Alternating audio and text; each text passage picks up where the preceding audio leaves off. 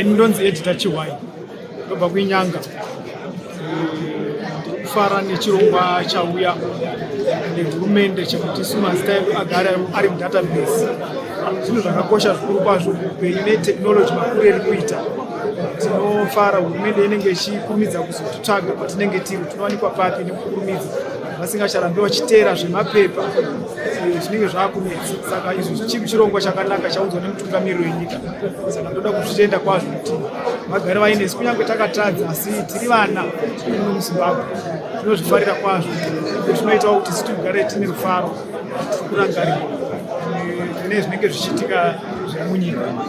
Tinozvitenda zvikuru. Farai taona ndogara kwaRusape, ndakasungirwa mhosva yerobhari.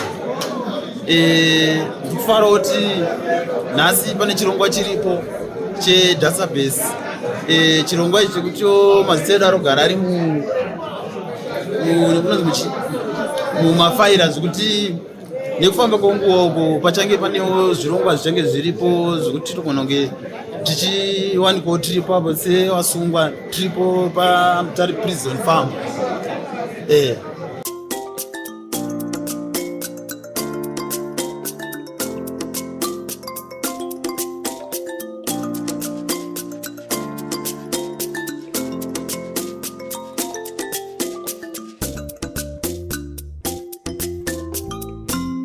Andina hope mukadzi wangu,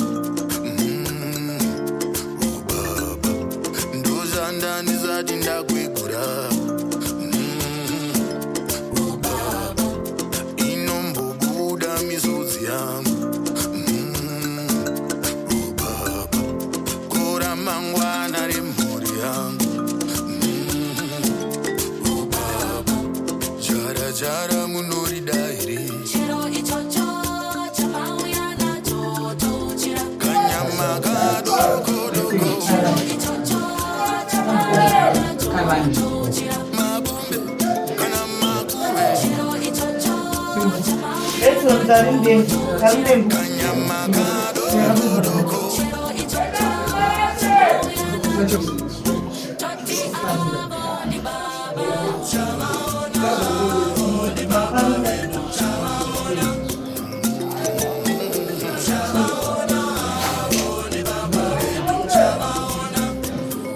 Prosper Mangwiro ndobva kwaRusape. Mhosva yangu iri ye-stop ndo yakandiudza pano kwaMutare prison. So tomutendai nechirongwa chamauya nacho kwatiri Yesu sewasungwa, kuti mazita edu tose takadai agare ari mudatabase rinova rinobatika. Zvareva izvo kuti nangwe kumba chaiko mwana akakosha pamba, baba vanotomutoresa magwaro ekuzvarwa nawo akaita sebirthday kuitira kuti zvigare vagare vaine information yemwana wavo yakakwana. Saka so apa tototenda mutungamiriri wenyika yedu nechirongwa chaatiunzira kwatiri kuita kuti agare aine information yedu isusu vana vake nekuti anoti zvisinei kuti takatadza asi tinobva tava nechivimbo chekuti anotinangarira ende ari kutiziva. Alois Banda. We are here at Mutare Farm Prison. I'm heading a team of inmates data capture. I'm heading a team rather that is conducting an inmates data capture program. As you may be aware, as Zimbabwe Prisons and Correctional Service, our operations all along have been manual. We had not yet embraced the technology, that is the use of information communication technology in storing data for our inmates. As such, this is the first step that the Zimbabwe Prisons and Correctional Service has taken to digitize the inmates' data.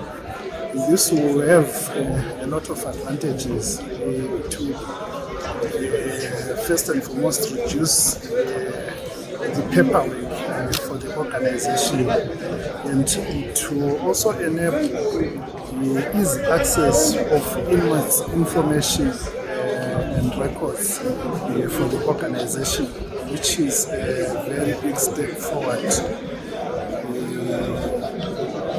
Hence, management in the Zimbabwe prisons and correctional services seen it fit that we move with times by embracing technology, which is a giant step forward in the right direction. Are there any other projects, any other programs that you'll be introducing? Yes, the organization has a number of programs with regard to rehabilitation of inmates that are being undertaken. For instance, the data capture, inmates data capture will enable management in making decisions on programs such as the parole, which the organization is most likely to adopt in the near future, amongst other rehabilitation programs that are being planned by the organization.